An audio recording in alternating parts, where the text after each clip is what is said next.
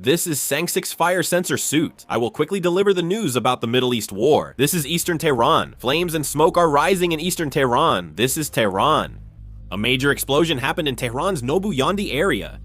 This is Karaj, Iran. Footage shows Israeli and American airstrikes in Karaj, with a house severely destroyed.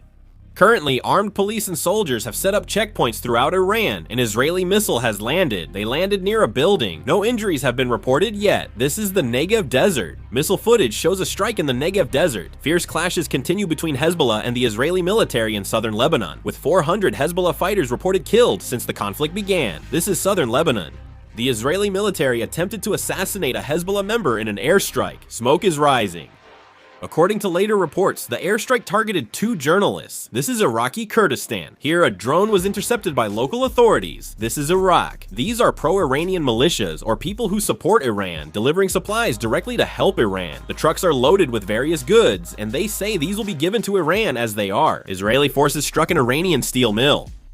However, an Iranian official stated that this caused serious damage to Iran's national economy. 60% of Israelis have expressed support for continuing the war. Iran has not yet sent a response to the 15 proposals made by the United States.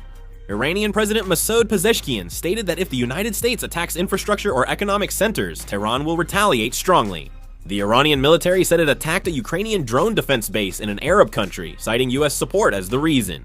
The aircraft carrier Gerald R. Ford, which has participated in the Middle East war, has arrived at Split Port in Croatia. It appears to be completely withdrawing from the Middle East war. The Houthi rebels have hinted at blocking the Red Sea, saying that closing the Bab el-Mandeb Strait, a key point connecting the Red Sea and global maritime routes off the coast of Yemen, is a realistic option.